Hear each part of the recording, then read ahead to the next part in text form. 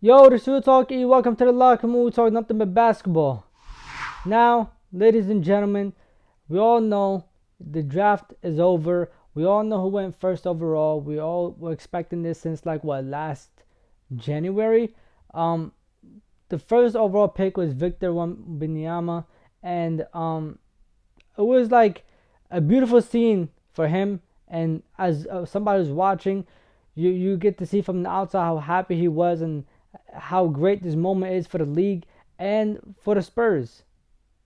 Now, coming into the draft and this season, he did an interview with JJ Redick, and we all know that, at least in my opinion, JJ Redick has some of the best, if not the best, interviews when it comes to talking to players and really just getting to break down the game and talk to them and just just see their upcoming and who they are as a person and some stories, amazing stories being told.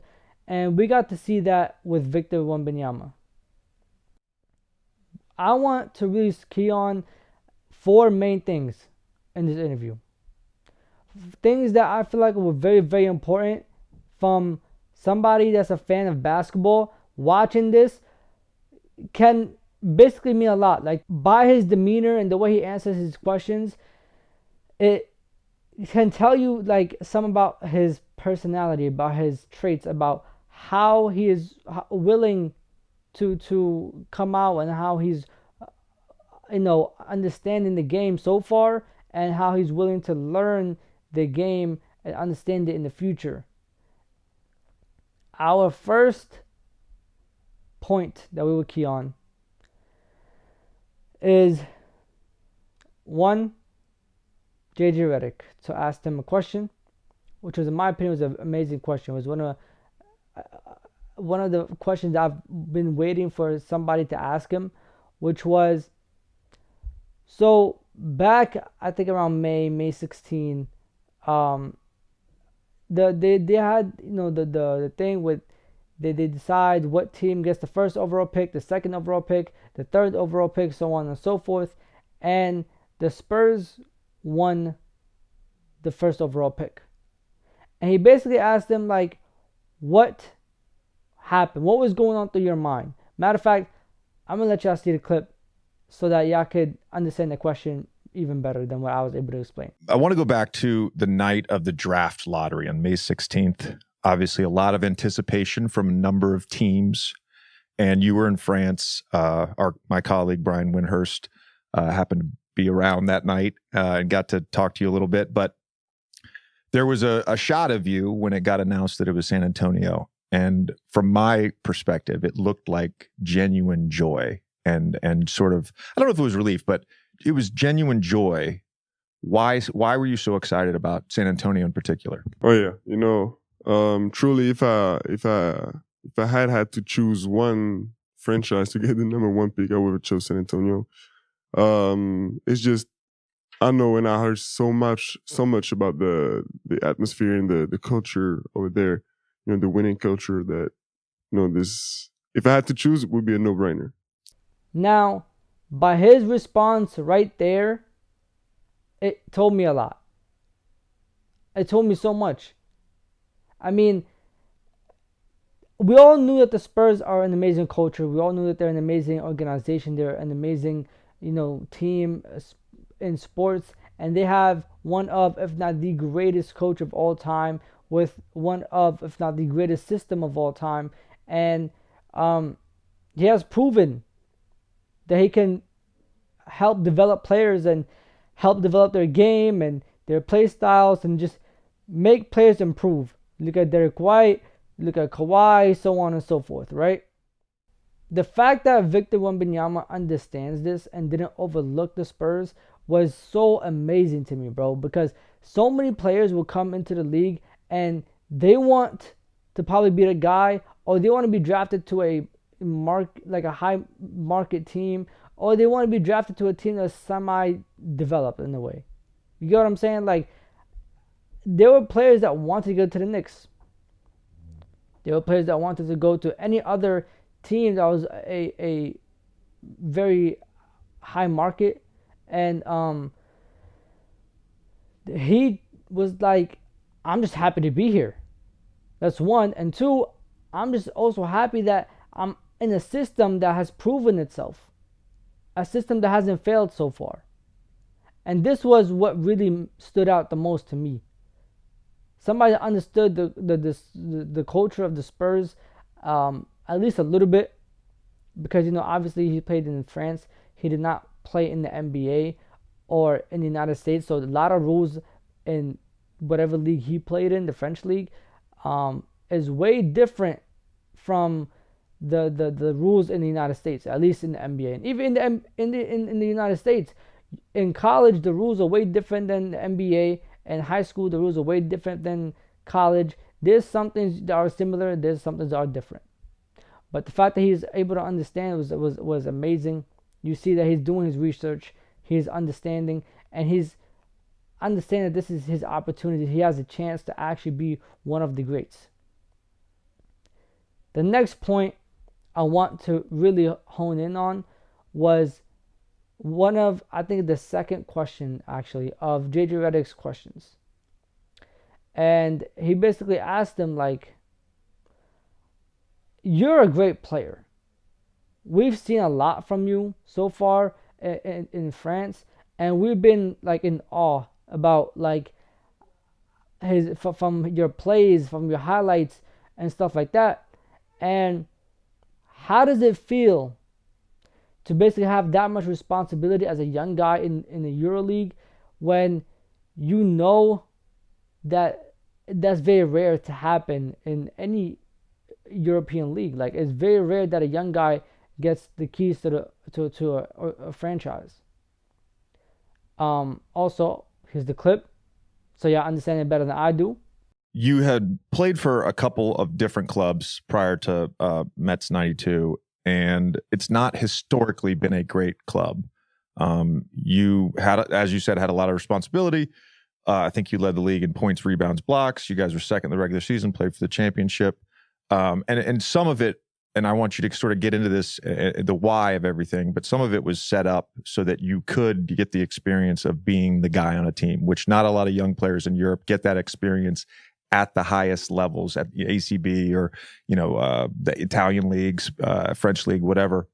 But did you, as you set this up, could you have anticipated that this year would have gone as well as it did? I think we've accomplished this year a lot that we wanted to accomplish prior to the year. And you talked about something like the young players and European prospects. In Europe, it's hard for them to know and to get to know this kind of responsibility I got this year, and to be able to lead and to push a team to the top, because it's so competitive. As you said, when a young players come and starts being part of a pro team, the team and the coach, they have to win or they get fired. So it's hard sometimes to put responsibility into the hands of young players. And when I came to Mets 92, it was kind of what I was looking for, because I knew I could give a lot to a team. And as what happened this year, I knew this could happen, and I had to make a choice, and Mets 92 was by far the best choice for this. Well, I also like his answer here too, bro. He understands the amount of responsibility that he has. He understands what is at stake for him and what is at stake if he fails or succeeds. He understands what his teammates expect from him, what his coach expects from him, and most importantly, what he expects from himself. A lot of players and a lot of people in general, when they want to do something, they only think about their own selves. They're thinking about, how can I succeed doing this? They're not thinking about, okay, I got a responsibility. I know I'm young, but my coach trusts me. And it's understanding that if we do bad, my coach is going to get fired. He's going to lose his job. And I'm also going to have a bad reputation. And he came out, he performed, obviously, he got himself to the NBA draft. And he's not forgetting the fact that there's a responsibility that it came with. And he's saying that a lot of people are not ready for that. And I don't know if I was ready for that, but I did it. I had the confidence to do it, and I did it, and it was successful. Which leads me to the third point I'm trying to, speak on, which was a very, very great point. Another JJ Redick question. He asked Victor Wembanyama, so you played a huge amount of time, a huge amount of games in the 70-game season that you guys had. You then played I think it was 2 games in Vegas. You had the chance to basically just be like, yo, I'm certified going to the NBA draft. I'm not playing anymore. I'm done. But you continued. And if I'm not mistaken, their season just ended a week or 2 ago. So he was telling him you could have easily just was like, I'm not playing no more. I'm opting in for the NBA draft, and I'm gonna be selected regardless. And he was like, well, I can't quit. I can't. This is what he said exactly. I feel like going back to the first time I really saw you and heard about you was a few years ago. There was a viral video of you working out against Rudy Gobert. Yeah, who at the time was the defensive player of the year, and you were giving him buckets. But I feel like in some ways, the 2 games in Vegas against the G League Ignite was the introduction of Victor Wembanyama to just the general basketball populace in the United States. And in watching those games, I'm thinking to myself, why doesn't this motherfucker just shut it down after this? I'm fascinated. I really am, because look, there's been guys that have gone overseas. There's been guys that have gone the G League route, and it has been either a half-ass effort once they're kind of recognized as a top 3 to 5 pick. You were clearly, after those 2 games, it was like, all right, this guy's the number 1 pick, and you kept playing. Yeah, I know a lot of prospects did that over the years, even this year, and but I'm not a quitter. As I told you, I had such responsibility with this team. I know these guys trusted me just like I trust them, and it just counts. It just matters for me. I can't quit. It's just not who I am. So I can't quit. How am I going to quit when there's something to be accomplished? Even though I know I might go first or second or whatever, I still got my head in the game. I got to play ball. I'm trying to win. My job is to play basketball. I get paid to play ball. I'm trying to do this for the team. This was really amazing to me, bro, because a lot of people, but I'm telling you, they're only thinking about themselves. And he even acknowledged it too. He said, there's a lot of players that have done this in the past. There's a lot of players that did this even this year. After a certain point, oh no, I'm not gonna play anymore. I'm just gonna, opt into the NBA draft and just, see what happens. I'm pretty much a certified NBA draft pick. But the most important thing to me was this right here. You are in a position, based on everything that, has been said about you, written about you, seen from you, you're in a position to be a generational player. And in my sort of current gig, I often have to compare players, and we talk about influences and we talk about role models. Kobe wanted to be Mike, and LeBron had to be better than Mike. But in some ways, you are going to, and you kind of already have, completely broken the mold of what a player is. I go back to something that was, I don't know if I saw it on Twitter or in an article, but it's like if people did a create a player on 2K, or if you asked a 6-year-old to draw a sketch of a basketball player, right? They would look like you, and they would have all the skill sets you have. Do you feel pressure around that No. notion? No, you know, I don't feel any like pressure on my shoulders or what. And I think the reason is because I try to live free. I'm trying to be like a free mind at all times. And the way I play is just the way I truly want to play, you know, and I've wanted to play my whole life. So it's just, you know, this is me. And I'm trying to show my true personality on the court and just be myself. So when someone says that you are the best prospect in a generation, the best prospect since LeBron, I believe one of my colleagues called you the best prospect ever in team sports.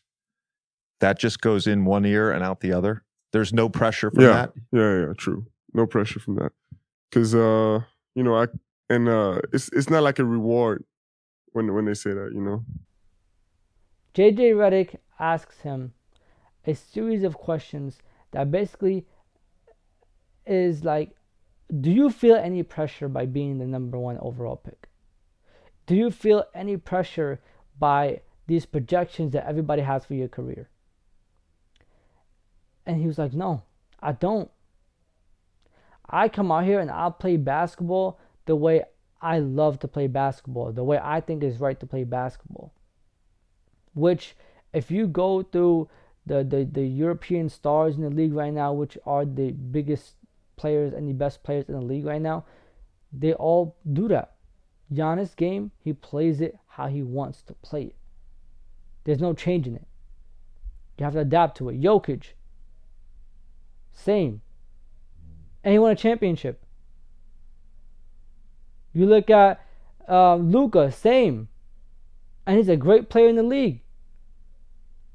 So for him to have this idea and he's going to come out and he's going to perform means a lot. He said, I don't have, like, whatever y'all saying about me being great, whatever, is not a reward. This is something that I built up. This is something that I worked hard for. You guys are just noticing it, but this is something I've always wanted. That doesn't mean it's a reward. It doesn't give me a trophy or nothing. He didn't say that last part, but I'm pretty sure that's what he wanted to say. Which was amazing, bro. I'm excited to see what the future holds for him, the Spurs, the NBA, and for us as basketball fans and, you know, just fans of sports in general. And I'm curious to see how good the Spurs are this year and how far they go. Are they going to win like 20 games? Or would it be 30, 40? How is he going to adapt to the NBA, to the American way of playing basketball? I'm pretty sure it's a huge, huge step for him. And a lot of players coming out from, you know, Europe or any other league around the world. So I hope the best for him, bro. I'm really curious about where everything goes for him. But anyways, yeah, that's enough of me rambling, chatting. It's time for y'all. Let me know, chatting down below. Like, comment, subscribe, and share. This is Real Talk with E, and it's time to leave the locker room. I'm going to catch y'all. Safety, my hearts. Irving puts it up. It's good. Kyrie Irving from downtown. The officials have to review it. And the Lakers win the game. Banks it in. He banks in the three to win it. Good. That's why he's NBA All-Defensive Team. Adebayo, sky high with the block and rejection. This is for the win. Got it. Wow. At 7, working against Butler, got down.